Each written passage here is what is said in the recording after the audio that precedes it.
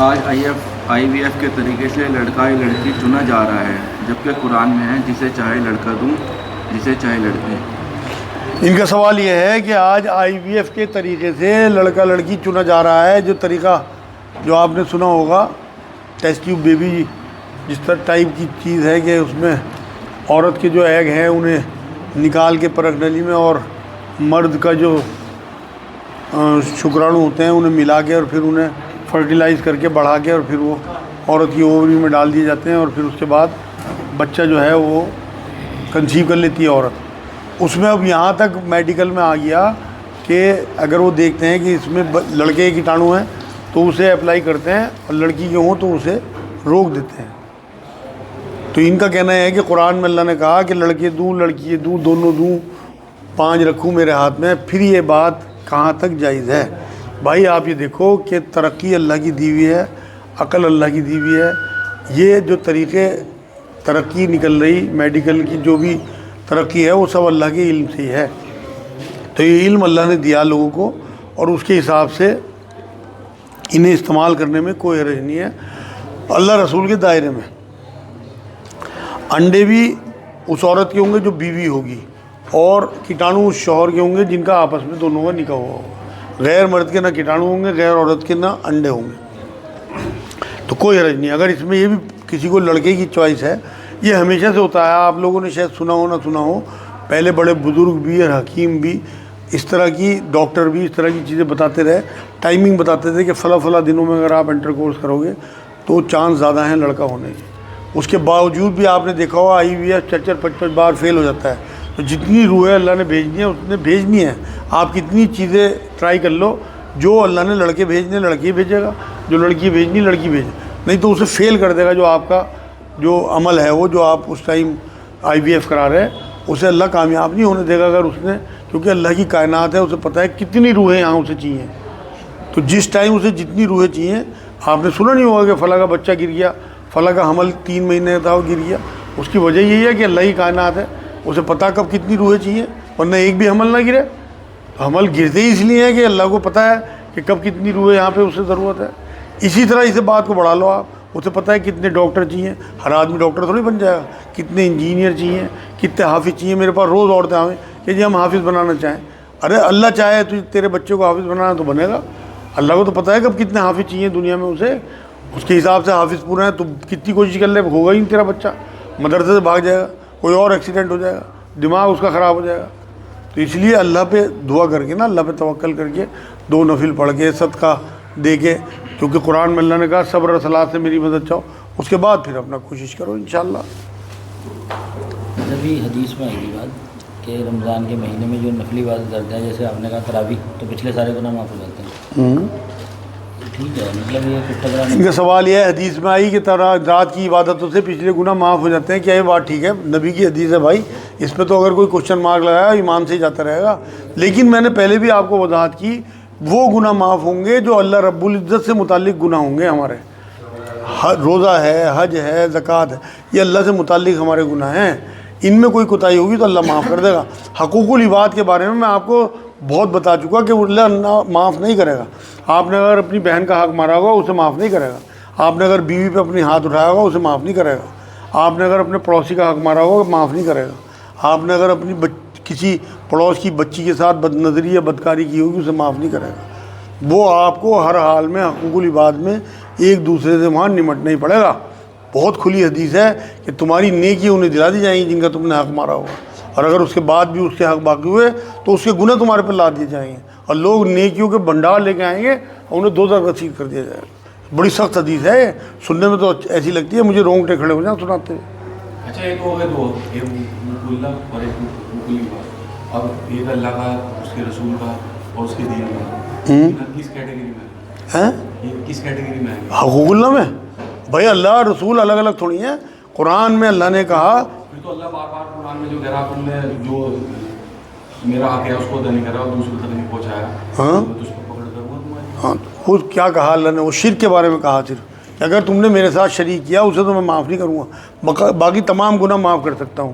اللہ کے رسول سے متعلق کوئی معاملہ ہو، اللہ سے متعلق معاملہ ہو، یہ دونوں ایک ہی ہیں۔ قرآن میں اللہ نے کیا کہا کہ اے نبی कंकर ये फेंकी इनकी तरफ, वो तूने नहीं फेंकी, हमने फेंकी।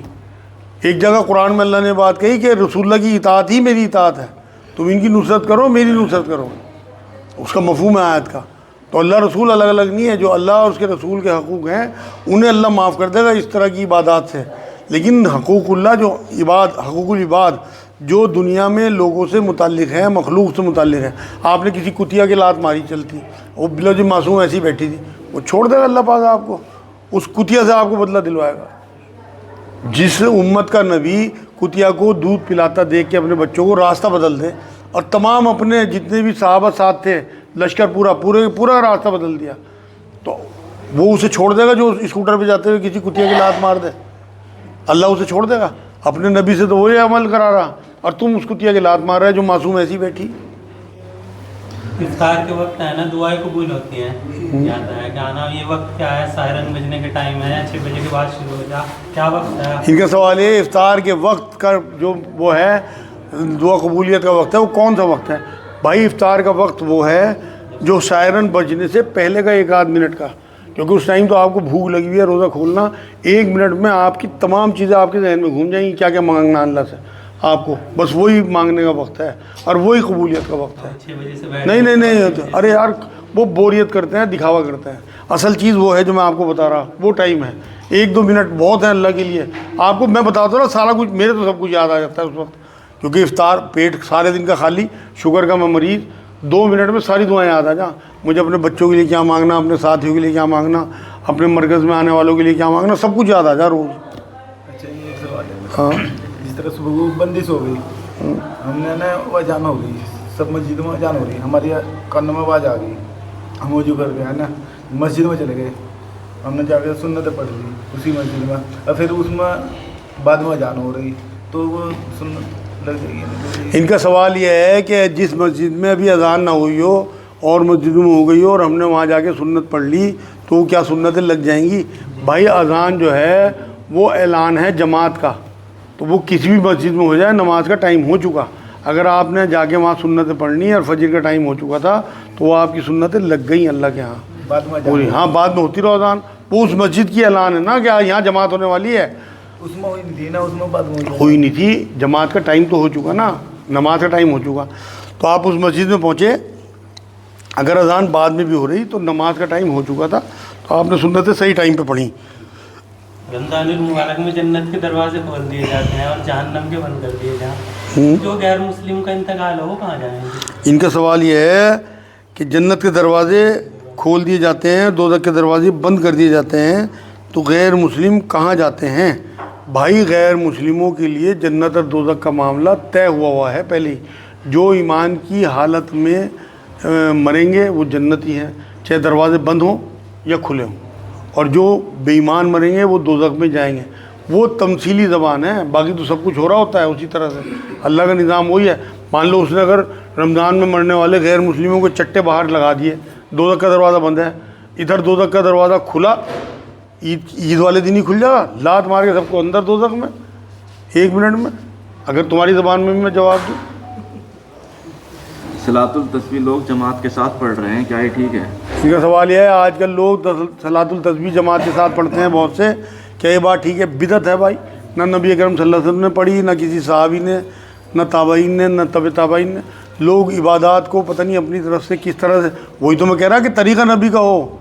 नेकी जब नेकी है, अभी जो आपको अभी मैंने बताया है, नेकी तब नेकी है जब वो नबी के तरीक़े पे हो। नबी ने तो बताया नहीं है तरीक़ा कि जमात से पढ़ें। नफिल इबादत में सिर्फ एक यही जमात है जो नबी अकरम सल्लल्लाहु अलैहि वसल्लम के ज़माने में हुई, और वो 2-3 दिन हुई और हुजूर ने मना नहीं किया, तो तसलसल चला आ रहा, और कोई नमाज नहीं है ऐसी। तो इसे, लेकिन अगर लोग मामूल से सिर्फ वितर की नमाज बता रहा मैं आपको, सलातुल तस्बीह नबी ने कभी नहीं पढ़ी, हुजूर के सहाबा ने कभी नहीं पढ़ी, तो ये बिदअत है जमात से पढ़ना। औरतों का जुमे और ईदैन की नमाज़ों में जाना ठीक है? इनका सवाल है, औरतों का जुमे और ईदैन की नमाज़ों में जाना ठीक है? हाँ बिल्कुल जायज़ है भाई, हालांकि जुमे की नमाज़ इनके ऊपर जमात से फ़र्ज़ नहीं है, लेकिन ईदैन में तो जाना चाहिए। नबी अकरम सल्लल्लाहु अलैहि वसल्लम की खुली हदीस है, यहाँ तक फरमाया हुजूर ने कि औरतों को अपनी ईदगाहों में लेके जाया करो, अगर वो हैज़ा भी हों, हैज़ भी आ रहा हो, तब भी जाके वहाँ बैठें और दुआएँ करें, लेकिन जाएँ ज़रूर, खुली सही हदीस है इस बारे में। ہمارے یہاں تو نظام ہی نہیں ہے، ورنہ عورتوں کا نظام الگ ہونا چاہیے. تھوڑے سے چند ہزار روپے لیں گے پردے کے، اور جو عورتیں جانا چاہیں تو ان عورتوں کو بالکل یہاں جگہ ہونی چاہیے عیدگاہ میں الگ سے عورتوں کی پردے کی. اہل حدیث والی مسجد میں ہوتی ہے. ہاں وہ تو زیادہ حق میں ہیں اہل حدیث اس معاملے میں. میں تو ہمیشہ سے کہتا ہوں کہ دین کے زیادہ قریب ہیں اہل حدیث. آج کا ماحول دیکھتے ہوئے تو پھر عیدگاہ میں ایک چھوٹا سا اس طرح سے غلط سے اطراف میں حساب بنانا پڑے. ان کا سوال یہ ہے آج الگ سے تھوڑا سا، یار اگر تھوڑا سا مکان بھی بنا دیں وہاں، کوئی لنٹر ہی ڈال دیں، اس میں 1000-2000 عورتیں آ جائیں، کیا دقت ہے یار؟ جن کی چاہت ہے نبی اکرم صلی اللہ علیہ وسلم کی کتنی بڑی حدیث پوری ہوگی. حضور کا حکم ہے، حکم پورا ہوگا، حدیث نہیں حکم ہے. اپنی عورتوں یہاں تک تو کہا کہ حیض سے بھی ہو تب بھی لے کے جاؤ. کیا عید کے دن شیطان روزہ رکھتا ہے؟ ان کا سوال یہ ہے کہ عید کے دن شیطان روزہ رکھتا ہے. سب جعلی روایتیں ہیں بیکار کی. شیطان کا نیکیوں سے کوئی تعلق نہیں ہے. اگر وہ روزہ رکھ لے، بہت سے کہتے ہیں کہ جا نماز موڑ دیا کرو، وہ سجدہ کر لے گا شیطان، نماز پڑھ لے گا، پڑھ لے گا تو پھر وہ اللہ کا نہیں ہو جائے گا. اس کا کوئی تعلق نہیں ہے نیکیوں سے. یہ سب بیکار کی باتیں ہیں. عید کے دن شیطان لوگوں نے مذاق میں چیزیں بنا رکھی. ایک دوسرے سے پوچھیں گے تیرا تو روزہ ہوگا، آج عید ہے. اس طرح کی حرکتیں کرنے کے لیے جملے بنا رکھے ہیں. باکسنگ یا WWF کی لڑائی جائز ہے یا حرام؟ ان کا سوال یہ ہے باکسنگ یا WWF کی لڑائی جائز ہے حرام ہے؟ حرام ہے بھائی. ایک دوسرے کو نقصان پہنچانا، جس طرح کی مارے اس میں لگتی ہیں، خون نکل جاتے ہیں، بہت سے تو بعد تو مر بھی جا، ورنہ ہڈیاں ٹوٹیں گی ہوں گی، سب حرام ہے بالکل. ہاں کشتی جائز ہے، اس میں آدمی کو چوٹ نہیں لگتی، مٹی میں ہوتی ہے اور اس کو کثرت والی چیز ہے. لیکن اور اس طرح کی چیزیں ہیں یہ نہیں جائز ہیں بالکل. روزے میں راحت کو غسل کرنا، سر پر پانی ڈالنا ٹھیک ہے؟ روزے میں راحت کو، ان کا سوال یہ ہے روزے میں راحت کے لیے غسل کرنا یا سر پہ پانی ڈالنا ٹھیک؟ بالکل نبی کی سنت ہے بھائی. آپ بالکل سر پہ بار بار پانی بھی ڈال سکتے ہیں اگر آپ کو راحت ملتی ہے، کیونکہ وہاں تو گرمی بہت ہوتی تھی. گیلا کپڑا رکھ سکتے ہیں آپ، غسل کر سکتے ہیں، کلیے کر سکتے ہیں بار بار. اگر آپ کو زیادہ خشکی آتی ہے، جو لوگ دوائیاں کھاتے ہیں انہیں بہت خشکی آتی ہے، وہ بار بار کلی کریں، کوئی حرج نہیں. اور یہ بھی نہیں کہ بار بار تھوک رہے. میں نے دیکھا بہت سارے لوگ وضو کرنے کے بعد تھوکتے ہی رہیں گے بار بار، زیادہ متقی اور پرہیزگار بننے کے لیے. یہ سب غلو ہے. اگر آپ کے منہ میں تھوک بن رہا آپ نکل جاؤ، اس سے آپ کا روزہ نہیں ٹوٹتا. یہ سب غلو ہے، چیزیں اپنی طرف سے بنا لی لوگوں نے. کسی کو بد دعا دینا جائز ہے؟ ان کا سوال ہے کسی کو بد دعا دینا جائز ہے؟ بالکل جائز ہے بھائی. اگر کوئی مظلوم ہے، کسی کے ساتھ کسی نے ظلم کیا تو نبی نے اجازت دی کہ وہ اس کی برائی بیان کر سکتا ہے. آپ نے سنا ہوگا مظلوم کی بد دعا سے بچو، تو وہ کیوں کہا گیا بھائی؟ اگر بد دعا ہوتی نا، نبی اکرم صلی اللہ علیہ وسلم نہیں دیتے تھے، کچھ موقع پہ دی. اب ایک بار جو سورہ احزاب آئی ہے، جب جنگ احزاب میں ایک بار کافروں کا پیچھا کرتے کرتے بہت دور نکل گئے، نماز پڑھنا ہی بھول گئے. مغرب کی اور عصر کی 2 روایتیں ہیں. تو حضور نے کہا کہ لعنت ہو ان کافروں پہ جن کی وجہ سے میری نماز قضا ہوئی. حدیث ہے تو بالکل بد دعا دی جا سکتی ہے، لیکن جائز بات ہو. ایسا نہیں کہ آپ بد دعائیں کر رہے بیٹھے تو اللہ اس کا بھی ہے آپ کا بھی ہے. یہ تھوڑی کہ آپ نے کوئی فقیر دروازے پہ آ رہا، آپ نے اسے پیسے نہیں دیے، وہ بد دعا دیتا ہوا چلا گیا اور آپ ڈر گئے. میرے پاس روز ایسے کیس ہمیں لوگ بتاویں گے جی وہ تو بد دعا دے جائے گا، وہ تو بد دعا کر دے گا. ارے بھائی تیرا اللہ نہیں ہے کیا؟ تو نے اگر زیادتی کری تو تب ڈر، مظلوم کی بد دعا سے، ورنہ کیوں ڈر رہا؟ جیسا تیرا اللہ ویسے ہی اس کا اللہ. ایک بات نہیں سمجھ میں آتی میرے، ہاں. جس مذہب نے جو ہے سب سے کم ہاتھ پھیلنا سکھایا، اسی مذہب میں سب سے زیادہ جو ہے اللہ کے نام پہ مانگنے والے اور دینے والے بھی، ان کو پروموٹ کرنے والے بھی پائے جاتے ہیں. ان کا بڑا اچھا سوال ہے کہ جس مذہب میں سب سے زیادہ مانگنے کی منائی ہے اسی میں سب سے زیادہ مانگنے والے ہیں. بھائی یہ سب ہماری ہی کوتاہی ہے. جن کو اللہ نے سرمایہ دیا نا، وہ فرار اختیار کرتے ہیں. دکھاوے کے لیے 5 روپے تو دے دیں گے، 10 روپے دے دیں گے، زکوٰۃ نہیں دیں گے لوگوں کو. اگر سرمایہ دار صحیح طرح سے آپ یقین کرو زکوٰۃ نکال دینا، تو ابھی ایک مولانا کا میں نے بیان سنا تھا، انہوں نے کیلکولیشن کر کے بتایا تھا کہ چند سال میں تمام مسلمان جو ہیں وہ، لیکن جائز جگہ پہ. یہ نہیں کہ جو سفیر آیا مدرسے کا، لے بھائی 10,000 تو لے بھائی 2 لاکھ تو لے بھائی 5,000 تو لے. جو حق جس کا ہے وہ وہاں پہنچایا جائے. جس طرح سے میرے بھائی سراج بھائی کرتے پھرے نا، جگہ جگہ پیسے دیتے پھریں گے لوگوں کے گھروں میں، وہ ہے طریقہ زکوٰۃ کا. زکوٰۃ خود پہنچانی ہے. آپ تو زکوٰۃ کا مذاق اڑا رہے ہیں. اگر زکوٰۃ مانگنے والے آپ کے پاس آ گئے، آپ یقین کریں آپ کا حق ادا نہیں ہو رہا. بات تو جب ہے کہ آپ نے انہیں مانگنے میں مجبور کر دیا، ان کی عزت نفس کو مجروح کر دیا آپ نے. بات تو جب ہے کہ جو حقدار ہیں ان کے پاس آپ خود زکوٰۃ پہنچاؤ. تو یہ تو ہم نے خود भीख को प्रमोट कर रखा। आप अल्लाह का हुक्म से 2.5% ज़कात देते मुसलमान, सिर्फ जितने सरमाएदार, हालांकि है कितने सरमाएदार, उसके बाद भी कोई गरीब नहीं रहेगा। गैर मुस्लिमों को ज़कात देनी पड़ेगी, उसके बाद उन्हें भी जायज़ है।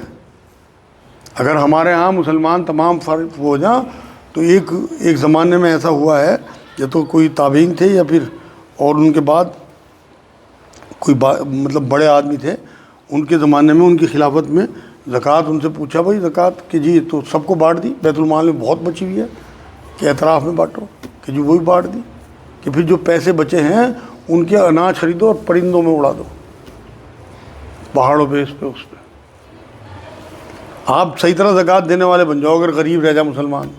लेकिन हम कहाँ, हम तो हाँ नहीं, वो तो हमने बनाया उन्हें पेशेवर, हमने बनाया मेरे भाई। जब उन तक बात पहुँची नहीं, उन तक हमारा जो उनका हक़ है वो पहुँचा ही नहीं, वो नालियों में पड़े, नशे कर रहे, बुरे हाल में हैं, ना उनकी एजुकेशन का हमें ख्याल है ना कुछ। हमें अपनी, आप देखो मैकडोनल्ड में बैठ जाए, 5,000 का बिल आएगा, अभी मांगने वाला आ जाए 5 रुपये ज़्यादा निकलने हमारी जेब से। अपने हालात, मैं तो आपको वो बात बता रहा जो हकीकत है कि आप जब निहारी की दुकान से उठते हो तो आपको पता नहीं होता आपने 300 का बिल दिया, 350 का बिल दिया।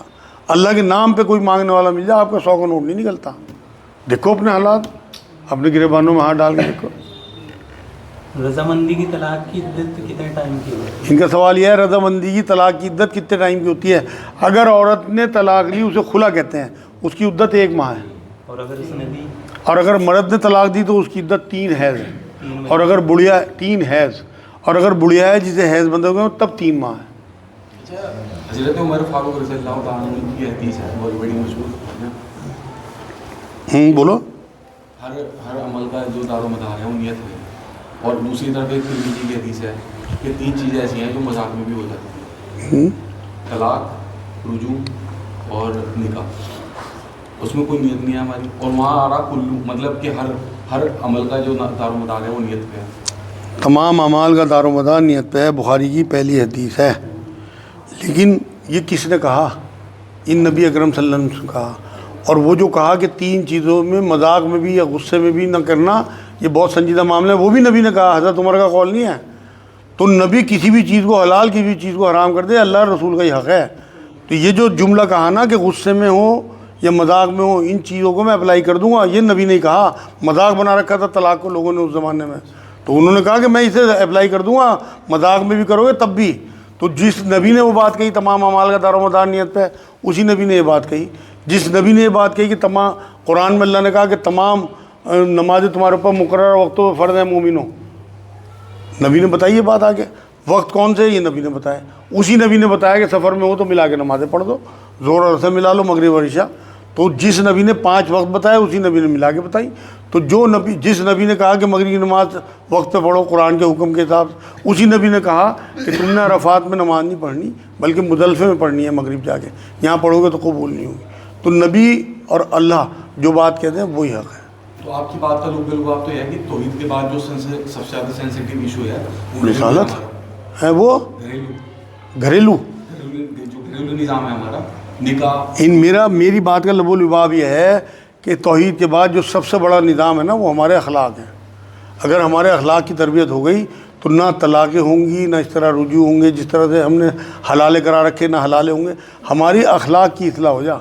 हुज़ूर को अल्लाह ने खुल्क़ अज़ीम, कुरान में अल्लाह ने जब ये कहा कि आप खुल्क़ अज़ीम पे हैं, मतलब अज़मत पे अखलाक की। और हुज़ूर ने बात भी फरमाई, जिसका अखलाक अच्छा नहीं वो हम में से नहीं। और आप उम्मत का हाल देख लो क्या है, बात बात पे गाली निकलती है। तो हमारे अखलाक की अगर इस्लाह हो गई तो तमाम चीज़ों की इस्लाह हो गई। हम नबी की सुन्नत पे हैं। फिर रोज़े का फिदिया जिसे दें, क्या वह रोज़ेदार होना चाहिए? इनका सवाल यह है, रोज़े का फिदिया जिसे दें क्या वो रोज़ेदार होना चाहिए? नहीं भाई, कुरान ने तो फिदिये की बात कही कि मिस्कीन को खाना खिला दो। न यूँ कहा पूरे दिन का खिलाओ, न यूँ कहा एक वक्त का खिलाओ, न यूँ कहा कि वो रोज़ेदार होना चाहिए, न यूँ कहा कि मुसलमान होना चाहिए, यूँ भी नहीं कहा, मिस्कीन कहा। बात आप कुछ पूछ रहे थे? कुरान में आया था ना कि हजूर ने अपने ऊपर ये शहद हराम कर लिया था, अल्लाह ने टोका। मसूद भाई की बात पे था कि अल्लाह के रसूल हराम चीज़ को भी वो कर सकते हैं, इनका सवाल यह है कि अल्लाह के रसूल सल्लल्लाहु अलैहि वसल्लम ने ख़ुद पे शहद को हराम कर लिया था, तो और حرام حضور کر سکتے ہیں اپنے اوپر کوئی بھی چیز، تو یہ ٹکرا رہی بات. آپ کا سوال یہی ہے نا، کوئی نہیں ٹکرا رہی میرے بھائی. اللہ کے رسول صلی اللہ علیہ وسلم کو اللہ خالق ہے، وہ اپنی مخلوق میں کسی بات کو انہیں ٹوک سکتا ہے. اسی نے کہا کہ اگر آپ ان کی بات مان لیں گے تو میں آپ کا وہ حشر کروں گا، وہ سزا دوں گا آپ سوچ بھی نہیں سکتے. اپنے نبی کو تو کہا، ایک جگہ نہیں کہا، 2 یا 3 جگہ کہا قرآن میں. تو وہ اپنے نبی کو کہہ سکتا ہے. قرآن اگر وہ مان لو کہیں، اب نبی اکرم صلی اللہ علیہ وسلم ابھی نبوت کا ظہور نہیں ہوا تھا حضور کا، ایک جگہ تماشا لگا مکے کے پاس کے علاقے میں، تو لڑکوں کے ساتھ نبی اکرم صلی اللہ علیہ وسلم بھی چل دیے. عورتوں کا تماشا تھا، کوئی ناچ گانے کی کوئی محفل ہونی تھی. ایک چبوترے پہ آرام کے لیے بیچ میں بیٹھے، تمام آگے ساتھی چلے گئے، نبی اکرم صلی اللہ علیہ وسلم پہ وہاں غشی طاری ہو گئی. حضور کو سلا دیا اللہ نے، جانے نہیں دیا وہاں. تو جہاں روکنا چاہا وہاں روک دیا، کیونکہ خالق تو وہ ہے نا، اس نے اپنی مرضی سے، کیونکہ قرآن میں اللہ نے کہا یہ اپنی مرضی سے کچھ نہیں کہتے، جو اللہ چاہتا ہے وہ کہتا ہے. کہیں اگر حضور اکرم صلی اللہ علیہ وسلم کی اپنی خواہش، اب وہاں ازواج محترات کے جھگڑے کی وجہ سے انہوں نے شہد کو کہہ دیا تھا کہ اب میں شہد نہیں کھاؤں گا، حالانکہ حرام نہیں کیا تھا، لیکن انہوں نے طے کر لیا تھا کہ اب میں کھاؤں گا نہیں. تو اللہ نے گرفت فرما دی کہ آپ کون ہوتے ہیں، جس چیز کو میں نے آپ کے اوپر حرام نہیں کیا آپ اپنے اوپر حرام کس طرح کر لیں گے. تو وہ معاملہ ہے، یہ کنٹرڈکشن نہیں ہے. ہاں جی، ان کا سوال یہ ہے جیسے روزوں کا فدیہ ہے، کیا نماز کا بھی فدیہ دینا ہے؟ کوئی فدیہ نماز کا نہیں ہے میرے بھائی، یہ لوگوں نے اپنا آپ بنا لیا. یہ تو چیپٹر اس دن بند ہو گیا جس دن سانسیں بند ہو گئیں. اگر وہ توبہ کر کے مرے ہوں گے آپ کے بڑے جنہوں نے نمازیں نہیں پڑھی، تو ان کی نمازیں انشاءاللہ اللہ معاف کر دے گا. اور اگر توبہ نہیں کی ہوگی تب بھی اللہ کے ہاتھ ہے. وہ قرآن میں کہتا ہے کہ شرک کے علاوہ تمام گناہ میں معاف کر سکتا ہوں. پتہ نہیں کون سی چیز اسے پسند آ جائے وہ معاف کر دے. لیکن یہ جو لوگ پیسے دے رہے ہیں، فدیے دے رہے ہیں، نمازیں پڑھ رہے ہیں، ان کے بدلے ہی کچھ نہیں ہے، نہ نبی سے ثابت نہ صحابہ سے ثابت. سفر کی دوری کتنی کلومیٹر ہے کہ روزہ چھوڑنے میں کہا؟ ان کا سوال یہ ہے سفر کی دوری کتنی ہے، روزہ چھوڑ دیں، مسافر کب ہے آدمی؟ نبی نے کوئی دوری نہیں بتائی بھائی سفر کی، نہیں، یہ تو انہوں نے بتائی، ہمارے علماء دین نے. دین وہ ہے جو اللہ رسول دے کے گئے ہمیں. لیکن اگر اے سی ٹرین میں چلا جائے پھر تو دقت نہیں. ارے میں تو جواب وہ دے رہا، اے سی ٹرین کا بھی مسئلہ نہیں ہے. جو چیز رخصت کی ہے وہ اس کا فائدہ اٹھانا ہے. اے سی ٹرین میں بھی آپ مسافر ہو، آپ اے سی ٹرین میں بھی روزہ چھوڑ سکتے ہو، لیکن دوری کوئی نہیں ہے. آپ اپنے علاقے سے نکلے، اگر آپ لمبے سفر پہ جا رہے ہیں، یہ نہ ہونا کہ آپ کیلاش پور جا رہے ہیں اسے آپ سفر گن لو. آپ دلی کا سفر کر رہے ہیں، آپ اے سی ٹرین میں بیٹھے، روزہ چھوڑ دو، بعد میں پورے کر لو اسے گنتی کو. کلومیٹر کوئی نہیں ہے، نبی نے کوئی نہیں بتائی کلومیٹر. 48 میل. ارے یہ جو بتاتے ہیں یہ بتاتے ہیں میرے بھائی، ان کے بتانے سے نہیں کچھ ہوتا. نبی کی بتائی ہوئی کوئی بات بتاؤ نا، ان سے پوچھو نبی نے کہاں دکھایا، دکھاؤ بھائی کوئی حدیث دکھا. اگر کوئی عالم تمہیں حدیث دکھا دے میں فوراً مان لوں گا اسے، لیکن ثبوت کے ساتھ. بخاری کی فلاں صفحہ پہ فلاں حدیث ہے، نبی نے کلومیٹر بتائے، 48 میل بتائے، دکھا دو بھائی. یہ کیسے مان لیں گے سفر؟ یہ سفر ہے، آپ نے کہا کیلاش پور جا رہے ہیں وہ سفر نہیں ہے. ہاں یہ سفر ہاں، تو کس بنیاد میں مان لیں گے؟ آپ کا ذہن، آپ دیکھو مسافر کون ہوتا ہے، اپنے دماغ کے پریشر کے حساب سے مسافر ہوتا ہے آدمی. ساری تیاریاں آپ کیلاش پور کے لیے کوئی تیاری کرو، موٹر سائیکل میں کک مارو گے چل دے، ابھی کر کے آیا بھائی، دلی کے لیے کر کے دکھاؤ اس طرح. تو ہمارے ذہن کی جو نوعیت ہوگی نا اور ہماری جو سوچ ہوگی وہ ہمیں مسافر بناتی ہے. 3 طلاق بیک وقت یہ ٹھیک ہے؟ ان کا سوال یہ 3 طلاق بیک وقت کیا ٹھیک ہیں؟ بالکل ٹھیک ہے بھائی. 3 طلاقیں ہیں اور ایک ساتھ دینے پہ، لیکن ہوگی ایک ہی. لوگ چاہے 3000 دفعہ کہہ دیں، چاہے 3 دفعہ کہہ دیں، چاہے 300 دفعہ کہہ دیں. دیکھو قرآن کی آیتیں اگر آپ پڑھو گے نا 228 سے 232 تک، تو آپ کو خود اندازہ ہو جائے گا کہ ایک وقت میں ایک ہی طلاق، چاہے 3000 دفعہ کو 3 دفعہ کو. آپ کے منہ سے طلاق لفظ نکلا اور 1000ویں حصے میں سیکنڈ کے عورت عدت میں چلی گئی، اور عدت کی مدت میں طلاق نہیں ہے، یہ آپ نے پڑھا ہوگا. تو اس لیے طلاق ہو ہی نہیں سکتی دوسری. اب انہوں نے کہاں سے 3 طلاقیں ایک ساتھ نکال لی، کس طرح سے ثابت کرتے ہیں، اس کے بعد پھر حلالے کس طرح کراتے ہیں، اس کے بعد پھر رجوع کس طرح کراتے ہیں، کچھ نہیں پتہ. نبی کی حدیثیں قرآن کی آیتوں سے کنفرم ہے بات کہ اس میں اہل حدیث ہیں وہ حق پہ ہیں. اچھا، یہ جو مسئلہ ہے جیسے عبادت اور مناسک کو لے کر کے ابھی بہت سارے سوالات آئے، لیکن یہ برننگ ایشو ہے ہمارے سماج کا، کائیں کا یہ 3 طلاق والا. تو اس پہ تھوڑا سا کام نہیں ہونا چاہیے کہ معاشرے میں اس کی جو ایک تفہیم ہے، جو اس کے اویئرنیس عام ہو، تھوڑا لوگ بہت شکار ہیں. ان کا سوال یہ ہے کہ 3 طلاقوں پہ کام ہونا چاہیے یا نہیں ہونا چاہیے. بہت کام ہونا چاہیے، بہت کام کی ضرورت ہے، لیکن ہمیں کرنا چاہیے. ہم کسی پہ انگلی نہیں اٹھا سکتے. ہم کیا کرتے ہیں، باتیں کرتے ہیں.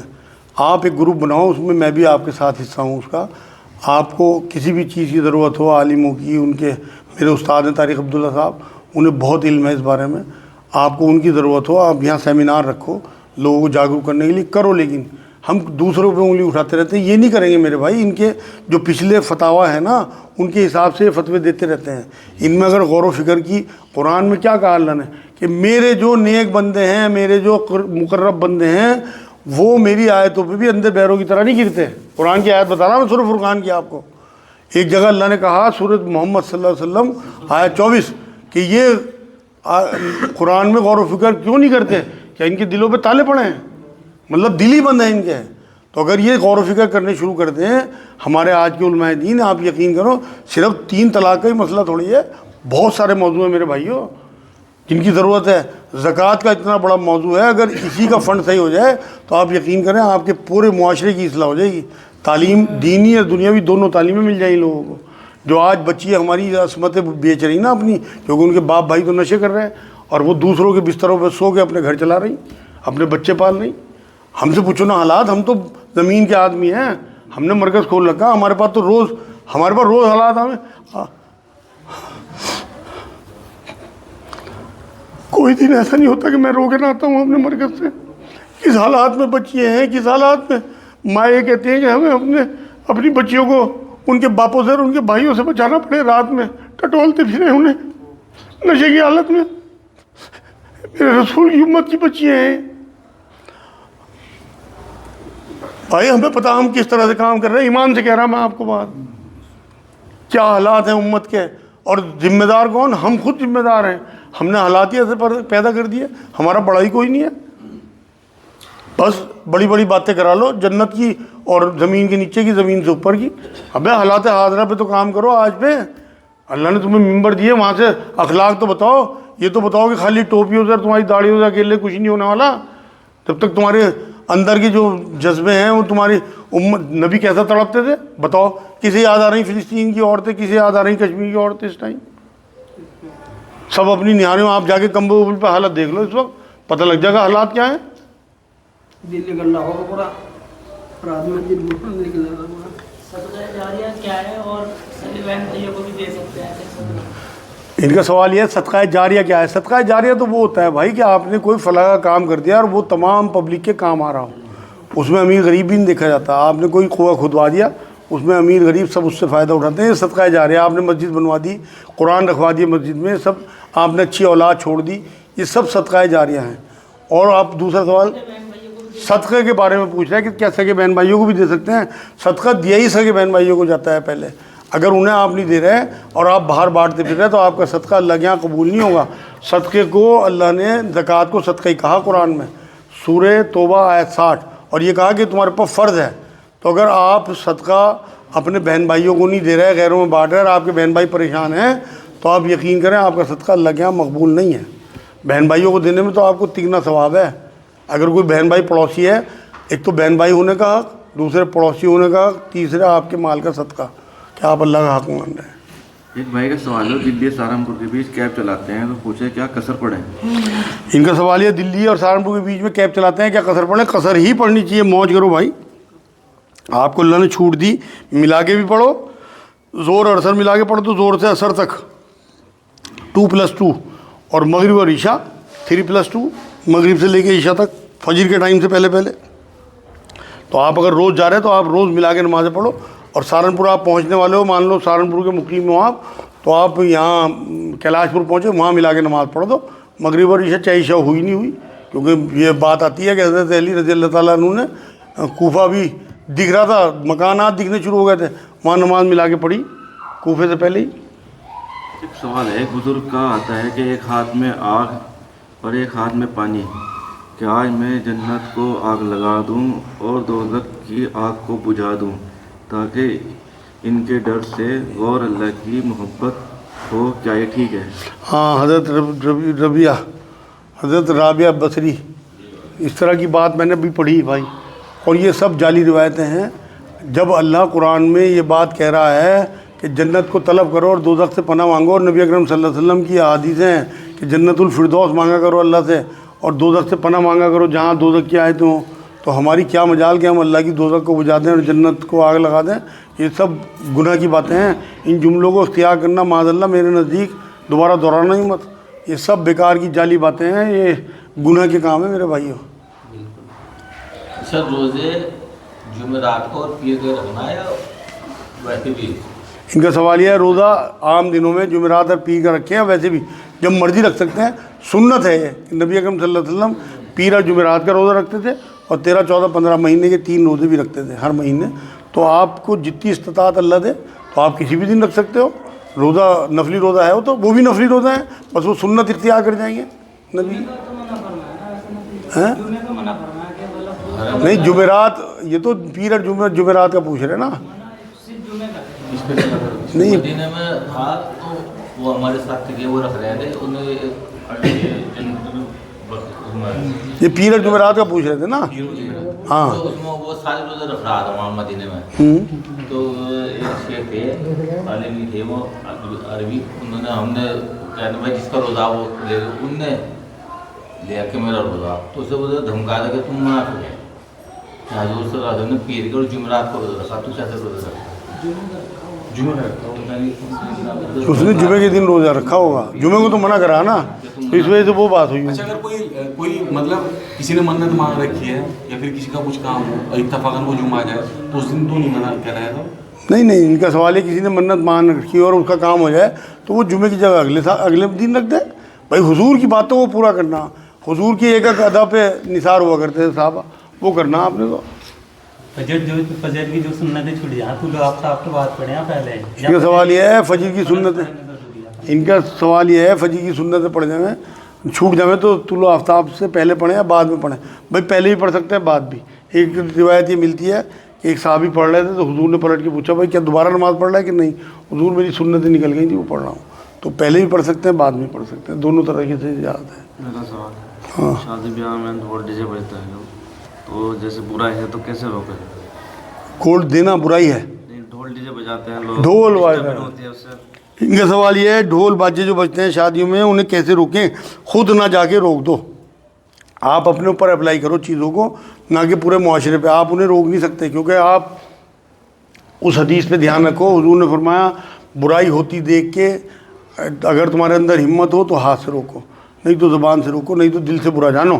اگر آپ نے ڈھول تماشے وہاں روکنے شروع کرے تو لوگ تشدد پہ اتر جائیں, آپ پہ مار پیٹ کا وہ کر دیں گے. تو اس لیے اسے دل سے برا جانو اور اس شادی میں جاؤ مت. یہی آپ کی طرف سے اس میں جو ہے پھر اللہ سے دعا کرو کہ اللہ بچا لے انہیں, ہمیں بھی. اپنے والد کا یا شیخ کا بزرگ کا ہاتھ پہ بوسہ دینا. ان کا سوال یہ ہے اپنے والد کے یا بزرگ کے ہاتھ پہ بوسہ دینا بالکل ٹھیک ہے. آپ محبت میں اگر کسی کے بوسہ لیتے ہیں جیسے اپنے بچوں کو چومتے ہو ایسے اپنے والد کو اپنی ماں کے ماتھا چومو. عرب میں گیا, میں نے میرے استاد ہیں وسیع اللہ عباس, ان کے گھر میری دعوت ہوئی تو ان کا بچہ جب آیا انجینئر ہے حرم میں, تو اس نے آتے ہی سب سے پہلے اپنے والد صاحب کا ہاتھ چوما, پھر ماتھے پہ بوسہ دیا. میری طبیعت خوش ہو گئی دیکھ کے. میں نے دیکھو بوڑھے باپ کی کیسی توقیر اس آدمی نے کی. تو بالکل یہ تو آپ کی محبت کی علامت ہے, کوئی حرج نہیں. میرے ایک پیر گزرے ہیں یہاں ہردوئی میں, شاہ ابرار الحق صاحب. جب میں گیا ان سے, جب انہوں نے جس دن مجھے بیعت کیا تو وہ لیٹے ہوئے تھے, ایک ٹانگ پہ دوسری ٹانگ رکھی ہوئی تھی, سفید سرخ آدمی تھے بالکل, اور بہت بوڑھے. میرے خیال اس ٹائم میں عمر ان کی 70-80 کے بیچ میں ہوگی. تو میں نے ان کے پیر چومے جا کے, حالانکہ وہ حنفی تھے اور کٹر حنفی, مولانا اشرف علی تھانوی صاحب کے خلیفہ تھے. تو انہوں نے مجھے کہیں نہیں منع کیا, انہیں اندازہ ہو گیا تھا کہ محبت میں چوم رہا, پیر چومے میں نے ان کے. جی جو فضائل درود میں لکھی مسجدوں میں لکھے رہتے ہیں جزا اللہ عنہ صلی اللہ علیہ وسلم وآلہ, اگر یہ کوئی پڑھے گا اس کا ثواب 1000 فرشتے 1000 دن تک لکھیں گے, تو اتنی شارٹ میں ہو جائے گا. ان کا سوال یہ ہے کسی درود کے اس طرح فرشتے لکھتے ہیں, کوئی حرج نہیں, آپ کو تو فائدہ ہے. اب نبی نے فرمایا نہیں کہ میری مسجد میں اس 50,000 نمازوں کا ثواب اور مسجد الحرام میں 1,00,000 کا ثواب. اگر اس طرح درود پڑھنے سے آپ کو ملتا ہے موقع تو آپ تو خوش ہونا چاہیے. آپ کو اس طرح کی حدیثیں اگر ملتی ہیں کوئی حرج نہیں ہے, تو فضائل کی حدیثیں ہیں, بالکل آپ پڑھو.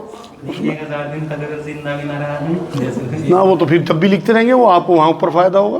لیکن آپ مرو گی نہیں انشاءاللہ اس سے پہلے, 1000 دنوں تک لکھتے رہیں گے انشاءاللہ. مما اچھا جی, بس آج کے لیے اتنا کافی ہے. اور اللہم صلی علی سیدنا محمد. वाला आलि सय्यदना मोहम्मद बारिक वसल्लम। ऐ अल्लाह तो हमारे गुनाहों को माफ़ फरमा दे, या अल्लाह बैठना कबूल फरमा दे, या अल्लाह यहाँ जो पढ़ा सुना उस पर अमल की तौफीक अता फरमा, या अल्लाह पाक ईमान वाली आसान ज़िंदगी, ईमान वाली आसान मौत अता फरमा। सुभान रब्बिक रब्बिल इज़्ज़ति अम्मा यसिफून व सलामुन अलल मुरसलीन। अल्लाहुम्मा सल्लि अला सय्यदना मोहम्मद वाला आलि सय्यदना मोहम्मद बारिक वसल्लम।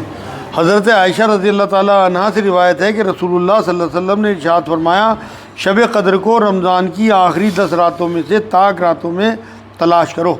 सही बुखारी की हदीस पाक है। हज़रत अबू हुरैरा रज़ी अल्लाह ताला अन्हु से रिवायत है कि रसूलुल्लाह सल्लल्लाहु अलैहि वसल्लम ने फरमाया, जो लोग रमज़ान के रोज़े ईमान व एहतिसाब के साथ रखेंगे उनके रोज़े उनके सब गुज़िश्ता गुनाह माफ़ करा दिए जाएंगे, और ऐसे ही जो लोग ईमान व एहतिसाब के साथ रमज़ान की रातों में नवाफिल पढ़ेंगे उनके भी सब पिछले गुनाह माफ़ कर दिए जाएंगे। तो आप तरावी पढ़ते हो, इस तरह जो लोग शब क़द्र में ईमान व एहतिसाब के साथ नवाफिल पढ़ेंगे उनके भी सारे पहले गुनाह माफ़ कर दिए जाएंगे। सही बुखारी सही मुस्लिम की हदीस पाक है। हज़रत अनस से रिवायत है कि रसूलुल्लाह सल्लल्लाहु अलैहि वसल्लम ने फरमाया कि जब लैलतुल क़द्र वाक़े होती है तो जिब्राइल अलैहिस्सलाम फ़रिश्तों के झुरमुट में नाजिल होते हैं और हर उस बंदे के लिए दुआएं मग़फ़िरत करते हैं जो खड़ा या बैठा इबादत में मशगूल हो। बैहक़ी शरीफ की हदीस पाक है।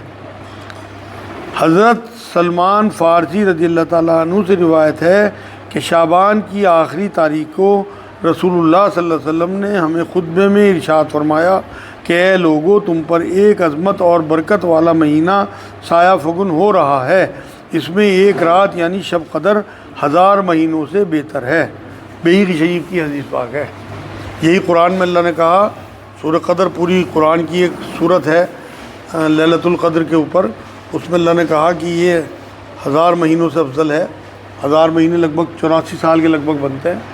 और ये फरमाया, ये सुबह का जो सूरज है उसके तुलू होने से पहले पहले जो है ये रहती है इसकी बरक़ात। तो इसलिए अब आप ये देख लें कि ये 25वीं रात है, इसके बाद 27वीं, ये ताक रातों में हुक्म दिया अल्लाह के रसूल सल्लल्लाहु अलैहि वसल्लम तलाश करने के लिए। और फिर 29वीं रात, और फिर ईद की रात, ये इनामात की रात है, उसमें भी बहुत माल बढ़ता है अल्लाह की तरफ से, बहुत उसमें नेकी बढ़ती हैं।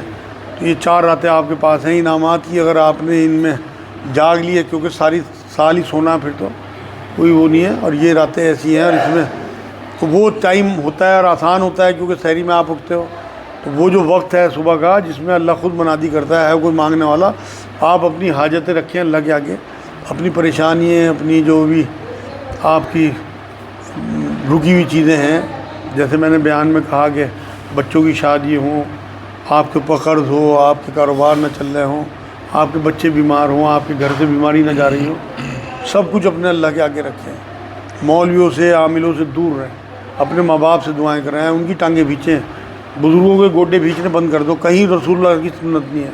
रसूल ने कभी गोडे नहीं बिछवाए अपने, रसूल ने कभी अपने कंधे नहीं बिछवाए, रसूल ने कभी अपने नीचे कालीन नहीं बिछवाए, रसूल ने कभी अपने पीछे गौतकी नहीं लगवाए। आम सी ज़िंदगी जीते थे, बिल्कुल कोई पहचान नहीं पाता था कि नबी अकरम सल्लल्लाहु अलैहि वसल्लम कौन से हैं और अबू बकर सिद्दीक़ कौन से हैं, जो नए आने वाले लोग थे। तो इसलिए दूर हो जाओ ताबीज़ गंडों से और मौलवियों से, करीब हो जाओ अपने अल्लाह के और उसके रसूल के, उनका कुर्ब हासिल करो, जिससे कि आपको यहाँ भी सुकून मिले और आखिरत में भी सुकून रहे।